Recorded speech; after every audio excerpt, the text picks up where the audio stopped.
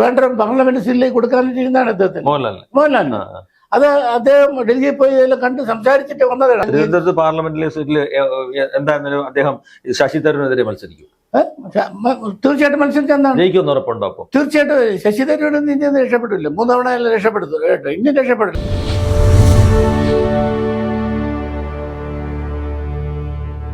We love cinema ഇന്ന് നിങ്ങൾക്കൊരു പുതിയ അതിഥിയെ പരിചയപ്പെടുത്തുന്നു. ഈ ഫ്ലോറിൽ ശ്യാമപ്രസാദും സോന നായരും തുളസീദാസും അടക്കമുള്ള പ്രമുഖർ സിനിമാ കഥകൾ പറയാൻ വന്നുപോയവരാണ്. പക്ഷേ എന്താണ് ഇദ്ദേഹത്തിന്റെ പ്രസക്തി എന്ന് പറഞ്ഞാൽ സിനിമയുമായി ഇദ്ദേഹത്തിന് ബന്ധമുണ്ട്. കാരണം ജമാലിന്റെ പുഞ്ചിരി എന്ന ചിത്രത്തിന്റെ കോ പ്രൊഡ്യൂസറാണ് ഇദ്ദേഹം. അദ്ദേഹത്തിന്റെ ഏറ്റവും വലിയ ആഗ്രഹം സൂപ്പർ സ്റ്റാർ മോഹൻലാലിനെ വെച്ചൊരു സിനിമ ചെയ്യണം എന്നുള്ളതാണ്. പക്ഷേ അതൊന്നുമല്ല അദ്ദേഹത്തിന്റെ പ്രസക്തി. മനുഷ്യനെ സ്നേഹിക്കാൻ മടിക്കുന്ന ഈ കാലത്ത് മനുഷ്യർക്ക് വേണ്ടി ഒരുപാട് ജീവകാരുണ്യ പ്രവർത്തനങ്ങൾ അദ്ദേഹം ചെയ്യുന്നു. അതിലുപരി അദ്ദേഹത്തിന്റെ നിത്യ ചെലവുകളിൽ നിന്ന് മൃഗങ്ങൾക്ക് വേണ്ടി, പക്ഷികൾക്ക് വേണ്ടി ഒരു തുക അദ്ദേഹം മാറ്റിവെക്കുന്നു. ആരും ചെയ്യാത്ത ഒരു പ്രവൃത്തി. അതാണ് ഗോപിനാഥൻ നായർ മണക്കാട്. അദ്ദേഹത്തെ ഈ പ്രോഗ്രാമിലേക്ക് സ്വാഗതം ചെയ്യുന്നു. സാർ നമസ്കാരം. നമസ്കാരം. ചേട്ടൻ ജീവകാരുണ്യ പ്രവർത്തനങ്ങളിൽ പങ്കെടുക്കുന്നു. കൂടാതെ ചേട്ടൻ പറഞ്ഞു അഗ്രഹാരത്തിലെ പെണ്ണ് എന്നൊരു സീരിയലിൽ അഭിനയിച്ചിട്ടുണ്ട് അല്ലേ? പക്ഷെ എങ്ങനെയായിരുന്നു താങ്കളുടെ ബാല്യകാലം? എൻ്റെ ബാല്യകാലം എന്ന് പറഞ്ഞു കഴിഞ്ഞാൽ ഏറ്റവും വലിയ കഷ്ടതയായിരുന്നു. പക്ഷെ എൻ്റെ അമ്മയ്ക്കെല്ലാം എല്ലാ വസ്തുക്കളും എല്ലാം ഉള്ളതാണ്. പക്ഷെ അമ്മ കുറച്ച് ദൂരത്തടിച്ച് ക്ഷേത്രങ്ങളിൽ പോയി എല്ലാവരും കൊണ്ട് അങ്ങനെ കുറച്ച് പ്രയാസപ്പെട്ടു. അങ്ങനെ കഷ്ടതയിൽ കൂടി നീങ്ങുമ്പോഴത്തേക്ക് നിത്യ ചെലവിനൊന്നും പൈസ ഇല്ലാതെ ഒരു ദിവസം ആഹാരം കഴിക്കാനൊക്കാത്ത രീതിയിലൊന്നും അങ്ങനെ ഏതെങ്കിലും ഒരു പിന്നെ ചെറുമുക്കിലൊരു ആയിരണിമുട്ടയുടെ ഹോസ്പിറ്റലിൽ അവിടെ ഒരു മരിച്ചിന് വെക്കുന്നു. അവിടെ നിന്ന് പോയി 100 മുട്ട മരിച്ചിന് വാങ്ങും. അത് ഒരു നേരം കഴിക്കും. പിന്നെ രാത്രി പോയി ശ്രീ പത്മനാഭ ക്ഷേത്രത്തിൽ പോയി കട്ടച്ചോറ് വാങ്ങിച്ച് ആ ജീവിതമാണ് എൻ്റെ ഏറ്റവും ബാല്യകാലത്തെ ഏറ്റവും വലിയ ജീവിതം. അത് ഇന്നും ഞാൻ ഓർത്തുകൊണ്ട് കഴിയുന്നതാണ്. പക്ഷെ അതാണ് ഏറ്റവും വലിയ എൻ്റെ മനസ്സിലെ ഏറ്റവും വലിയൊരു വിജയം എന്ന് പറഞ്ഞാൽ അതാണ്. അതിൽ നിന്ന് ഞാൻ അങ്ങോട്ട് മുന്നേറിയതാണ്. ശ്രീ പത്മനാഭൻ്റെ പാദത്തിൽ നമസ്കരിച്ചുകൊണ്ടാണ് ഞാൻ ഇവിടെ വന്നത്. എങ്ങനെയായിരുന്നു ഈ ജീവകാരുണ്യ പ്രവർത്തനങ്ങളിലേക്ക് വരാനുണ്ടായ സാഹചര്യം എന്താണ്? കാരണം എന്ന് വെച്ച് കഴിഞ്ഞാൽ എൻ്റെ ജ്യേഷ്ഠ സദാശിവനാഥൻ ട്രാൻസ്പോർട്ടിലെ ഉദ്യോഗസ്ഥനാണ്. അദ്ദേഹം വീട്ടിൽ മീനൊക്കെ അറുത്തുകൊണ്ടിരിക്കുമ്പോഴത്തേക്ക് പൂച്ചയേറിയ ചട്ടിയിലൊന്ന് തൊട്ടപ്പോഴത്തേക്ക് എൻ്റെ ജ്യേഷ്ഠൻ വന്ന് ഒരു കത്തിയെടുത്ത് പൂച്ച എറിഞ്ഞു. അതിൻ്റെ വാലറ്റുപോയി. അങ്ങനെ അതിൻ്റെ മനസ്സിൽ ഭയങ്കര വേദന അയച്ചു. അതിനുശേഷം പൂച്ചകൾ തുടങ്ങി, പിന്നെ നായ്ക്കളിലേക്ക്. ഇപ്പം വീട്ടിൽ 5 നായ്ക്കളുണ്ട്, നാടനാണ്. പിന്നെ 22 നായ്ക്കൾ മണക്കാട് ഏരിയയിൽ വെളുപ്പാൻ രാവിലെ 2:30 എഴുന്നേക്കും, 3 മണിക്കാകുമ്പോൾ അവർക്കെല്ലാം ആഹാരം. അല്ല, ആ ഒരു ചിട്ടയായ രീതി ഒന്ന് വിശദമാക്കാമോ? രാത്രി എത്രയോ അസമയത്ത് ഉറക്കം, സാധാരണ ആൾക്കാർ ഉറങ്ങി എണീക്കുന്ന 4 മണിക്ക് ശേഷമാണ്. അതിനു മുമ്പേ ഉറക്കമണിയിട്ട് അങ്ങനെ താങ്കൾ ഇങ്ങനെ ഇവർക്കുള്ള ആഹാരമായിട്ട് ഏത് മുതൽ ഏതുവരെയൊക്കെയാണ് നടന്നു നീങ്ങുന്നത് എന്നൊക്കെ? ഞാൻ ഒരു 9-9:30 മണി രാത്രി ഉറങ്ങിക്കഴിഞ്ഞാൽ ഒരു 2:20 ആകുമ്പോഴത്തേക്ക് മൊബൈലിലൊരു കിട്ടും. അങ്ങനെ എഴുന്നേറ്റ് നേരെ പല്ലൊക്കെ തേച്ച് കൊണ്ട് 3 മണിയാകുമ്പോഴത്തേക്ക് ഈ ഫുഡ് കൊടുത്തിട്ടുണ്ട്. അത് തലേ ദിവസം കരുതി വെക്കും. ഫുഡ് പൊറോട്ട ഇറച്ചിയും കുറച്ച് വാങ്ങി, പിന്നെ അത് കഴിഞ്ഞ് കോഴിക്കടച്ചെന്ന് കുറേ കാലുവാങ്ങും. അത് രാത്രി തന്നെ അത് അവിച്ച് അതിൽ മഞ്ഞപ്പൊടിയും പിന്നെ ഉപ്പൊക്കെ ഇട്ട് അവിച്ചെടുക്കും. 2:30 മണിയാകുമ്പോൾ എഴുന്നേറ്റ് 3 മണിയാകുമ്പോഴത്തേക്ക് ഓരോ ജംഗ്ഷനിലും 7 ജംഗ്ഷനുണ്ട്, 22 നായ്ക്കളുണ്ട്. അവർക്ക് ഒരിടത്ത് കൊടുത്തിട്ട് നേരെ 4-4:30 ആകുമ്പോഴത്തേക്ക് വീട്ടിലൊന്ന് കുളിക്കാൻ തുടങ്ങും. കുളിയെല്ലാം കഴിഞ്ഞ് വന്ന സമയം ഒരു 6 മണിയാകുമ്പോൾ ഒരു 10-200 കാക്ക ഫ്രണ്ട് വന്നിരിക്കും. ആദ്യമേ എൻ്റെ വീടിനകത്തായിരുന്നു കിണറെല്ലാം, പക്ഷെ എല്ലാം കാഷ്ടിച്ചു വയ്ക്കും. അങ്ങനെ പുറത്തേക്ക് ആക്കി റോഡിൽ. അങ്ങനെ ഒരു 20 ഉഴുന്നോട ദിവസം ഉഴുന്നോട ഇട്ട് കൊടുക്കും. പിന്നെ പൊറോട്ടയെ കുറച്ച് വേസ്റ്റ് എല്ലാം കൊടുത്തിട്ട് ശേഷം അവിടെയുള്ള നായ്ക്കൾ വീട്ടിൽ 5 എണ്ണത്തിന് അവിടെയാണ് അപ്പോഴേ കൊടുക്കുള്ളൂ. 5 എണ്ണത്തിന് വീട്ടിലുള്ള 5 എണ്ണം എപ്പോഴും വീട്ടിൽ തന്നെ കിടക്കും. അവർക്ക് അങ്ങ് കൊടുക്കും. കൊടുത്തതിന് ശേഷം പിന്നെ ഞാൻ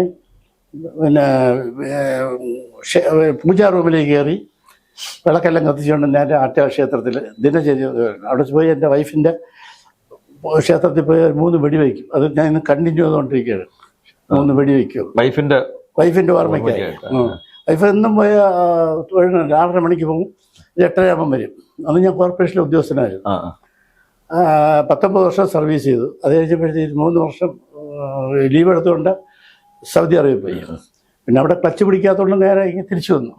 തിരിച്ചു വന്നപ്പോഴത്തേക്ക് എൻ്റെ ലീവ് പാസ്സാക്കാത്തതുകൊണ്ട് ജോലി പോയി. ജോലി പോയതല്ല, ഞാൻ എഴുതി കൊടുത്തു ഞാൻ ജോലി അവസാനിച്ചിരിക്കുകയാണെന്നത്. അപ്പോൾ എനിക്കുള്ള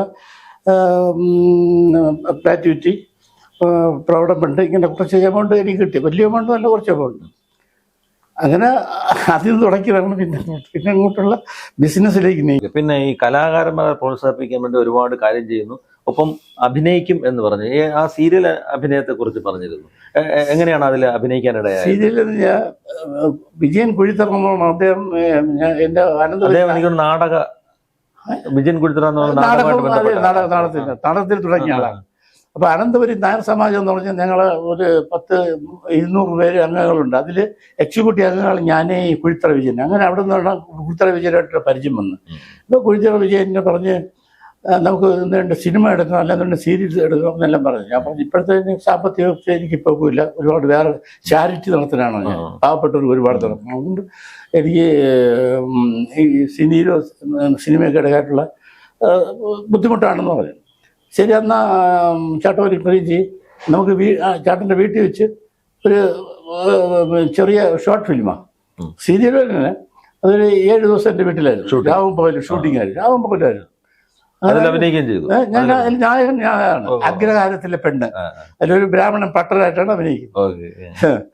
നായിക വന്ന് വിജയവിഷ്ണുനാഥെന്ന് പറയും, ചെമ്പഴന്തിയിലുള്ള. താങ്കളുടെ പ്രൊഫൈലിൽ നിന്ന് മനസ്സിലാകുന്നതെന്ന് പറഞ്ഞാൽ ഒരു ധനാഠ്യന്റെ വേഷം. എപ്പോഴും ഞാൻ 1-2 ഫോട്ടോസ് ഒക്കെ കണ്ടു. കാരണം ഈ ഒരു കോസ്റ്റ്ലി ഡ്രസ്സാണ് താങ്കൾ മെയിൻറ്റെയിൻ ചെയ്തിരിക്കുന്നത് താങ്കളുടെ ജീവിതത്തിലുടനീളം. അതിനു മുമ്പേ ഞാൻ കണ്ടപ്പോൾ അതെന്തുകൊണ്ട് ഈ ഡ്രസ്സ് ഇങ്ങനെ കുർത്തയും വില കൂടിയ വസ്ത്രങ്ങൾ അങ്ങനെ ഇത് ഇങ്ങനെ തിരഞ്ഞെടുക്കാനുണ്ടായ കാരണം എന്താ? അല്ല, ഞാൻ എപ്പോഴും മുമ്പെയൊക്കെ ആണെങ്കിൽ പാന്റും ഷർട്ട് ഇൻ ചെയ്താണ് നടക്കുന്നതായിരുന്നു. ഒരു നരേന്ദ്രമോദി സാറും അമിത്ഷായും മുരളി മനോഹർ ജോഷി, അദ്ദേഹത്തിനാണ് എനിക്ക് അദ്ദേഹത്തിന്റെ രൂപസാദൃശ്യം. അതെ, മുരളി മനോഹർ ജോഷിയുടെ ഭയങ്കര ഇഷ്ടമാണ് എനിക്ക്. ട്രിവാൻഡ്രത്തെല്ലാം വരുമ്പോൾ ഞാൻ കണ്ടിട്ടുണ്ട്, അടുത്ത് പോയി നിന്നിട്ടുണ്ട്, എല്ലാം ചെയ്തിട്ടുണ്ട്. അപ്പൊ അദ്ദേഹത്തിന്റെ അതനുസരിച്ച് ഇവിടെ അങ്ങനെ പൊട്ട് പ്രത്യേക ഒരു ക്യാരക്ടറാണ് അദ്ദേഹം. അതനുസരിച്ച് ഞാൻ ഈ കുർത്ത ഈ രീതിയിൽ നീങ്ങി അത് തന്നെ ഫോളോ ചെയ്ത് പോയി. അത് ഇത് കണ്ടിന്യൂ ആയിട്ട് മരണം വരെ ഇത് തന്നെ ചെയ്യില്ല, ഒരിക്കലും മാറ്റം വരില്ല. പിന്നെ പാർട്ടിയുടെ വലിയൊരു ഇതാണ്, DMSന്റെ ഒരു ജില്ലാ പ്രസിഡന്റാണ്. പിന്നെ ഇനിയിപ്പം കുര്യാത്തിയോ മണക്കാടോ പിന്നെ കളിപ്പാങ്കുട ഇലക്ഷൻ നിൽക്കാനുള്ള ഒരു സംവിധാനം. ഇതിനു മുമ്പ് ഇലക്ഷൻ മത്സരിച്ചു. അല്ല, എൻ്റെ അച്ഛനാണ് മണക്കാട് 20 വർഷം കൗൺസിലറായിരുന്നു എൻ്റെ അച്ഛൻ. സിനിമയിൽ ഇപ്പോൾ എനിക്ക് പറഞ്ഞ എനിക്ക് ഇഷ്ടമുള്ള ഒരു നടനാണ് മോഹൻലാൽ. ഭയങ്കര ഇഷ്ടമാണ്. കോമഡി മുതൽ ഡാൻസ് മുതൽ എല്ലാ രീതിയിലും. മറ്റുള്ളവരെ ഇഷ്ടപ്പെടത്തില്ല, പക്ഷെ സിനിമ കാണാറുണ്ടല്ലോ, എല്ലാ സിനിമയും കാണും. എല്ലാം നേരിപ്പോ നേര് മലയക്കോട്ടെ ആരും വന്നെൻ്റെ അന്ന് തന്നെ കണ്ട് അവരുടെ ലെനിൻ തിയേറ്ററിൽ ട്രാൻസ്പോർട്ട് സിനിമാസ് അത് കണ്ടു. പക്ഷെ എനിക്ക് മറ്റുള്ള പടം പോലെ എനിക്ക് നേര് ഭയങ്കര പടമാണ്.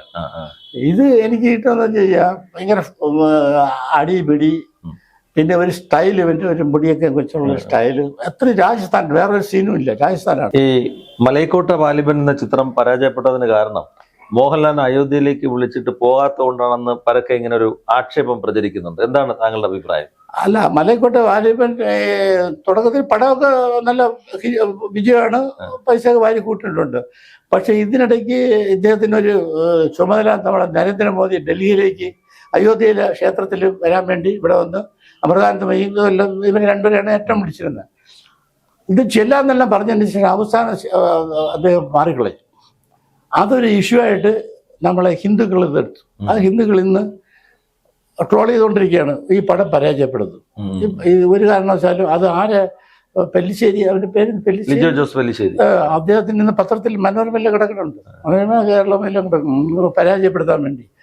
അതിനൊരു നഷ്ടം സ്വയം മോഹൻലാൽ ഏറ്റെടുക്കേണ്ടി വരും. താങ്കൾ പറയുന്നു മോഹൻലാൽ അയോധ്യയിൽ പോകാത്തത് നരേന്ദ്രമോദി ക്ഷണിച്ചിട്ടും പോകാത്തത് കൊണ്ടാണ് അദ്ദേഹത്തിന്റെ പടം ഒരു വിഭാഗം ആൾക്കാർ തോൽപ്പിച്ചു എന്ന് പറയുന്നു.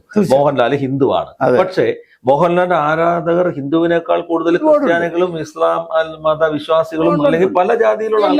അപ്പൊ അങ്ങനെ ഒരാള് പിന്നെ ഈ ഹിന്ദുത്വത്തിലേക്ക് വരണം എന്ന് ശഠിച്ചാൽ അത് ശരിയാണോ?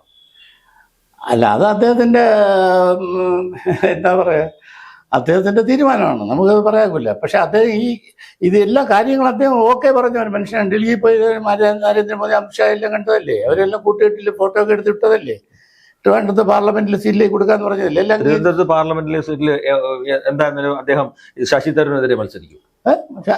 തീർച്ചയായിട്ടും മത്സരിച്ച് എന്താണ് ജയിക്കുമെന്ന് ഉറപ്പുണ്ടോ? അപ്പോൾ തീർച്ചയായിട്ടും ശശി തരൂർ ഇന്ത്യ രക്ഷപ്പെട്ടില്ല, 3 തവണ അയാൾ രക്ഷപ്പെടുത്തു കേട്ടോ. ഇന്ത്യൻ രക്ഷപ്പെടില്ല. അയാൾ ഇപ്പം BJP-ലേക്ക് പോവുകയല്ലേ.